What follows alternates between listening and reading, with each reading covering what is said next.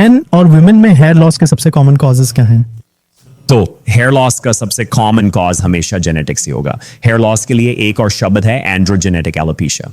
ये फैमिली के किसी भी साइड से आ सकता है, ये किसी मन या वुमन से आ सकता है, और क्योंकि आप उन फैमिली मेंबर्स का क्लोन नहीं है जिनको हेयर लॉस है, इसलिए ये प्रिडिक्ट नहीं किया जा सकता कि ये कब स्टार्ट होगा, कितनी स्पीड से, कितना सिवियर होगा, और आप 100 साल की एज से पहले कितने बुरे दिखने लगेंगे। जेनेटिक हेयर लॉस के साथ बहुत सारे रिस्क फैक्टर्स भी जुड़े होते हैं। सबसे बड़ा फैक्टर है एज। हर डेकेड जो हम एज करते हैं, हमारे रिस्क कम से कम 10% या उससे ज्यादा बढ़ जाते हैं, लेकिन हार्मोनल फैक्टर्स भी बहुत सारे हैं। लोग जो टेस्टोस्टेरोन ले रहे हैं, उनका हेयर लॉस एक्सेलरेट हो सकता है।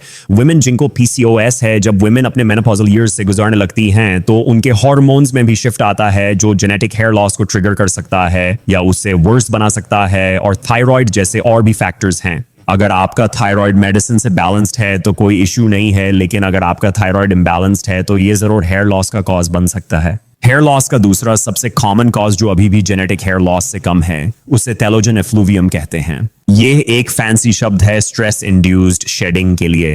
क्या होता है, और इसके बहुत सारे कॉजेज हैं। जब बॉडी के अंदर कोई स्ट्रेसर होता है तो रिएक्शन के रूप में आपके हेयर सीड्स हेयर शाफ्ट्स को पुश करने लगते हैं। वो हेयर शाफ्ट्स कुछ टाइम के लिए वेकेशन पर चले जाते हैं, और जब तक स्ट्रेसर नहीं मिलता और रिमूव नहीं होता, और अक्सर सिर्फ टाइम की जरूरत होती है हील होने के लिए, तब तक वो हेयर सेफली वापस आ जाते हैं। मेरी प्रैक्टिस में सबसे बड़ी गलती जो मैं देखता हूं वो ये है कि सब लोग अस्यूम करते हैं कि उनका हेयर लॉस स्ट्रेस की वजह से है, जबकि वो एक्चुअली जेनेटिक हेयर लॉस होता है। ये कहने के बाद आपके पास जेनेटिक हेयर लॉस हो सकता है और फिर लाइफ में स्ट्रेस इंड्यूस्ड शेडिंग के पीरियड्स भी हो सकते हैं, तो ये आपके जेनेटिक हेयर लॉस पिक्चर को और वर्स बना सकता है।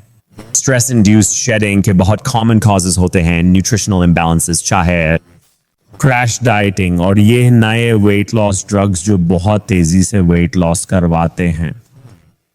अगर आपके बॉडी में इन्फ्लेमेशन है, एनेस्थीसिया लिया है, हॉस्पिटलाइजेशंस हुए हैं या कोई बीमारी हुई है, तो ये सब इश्यूज भी हो सकते हैं।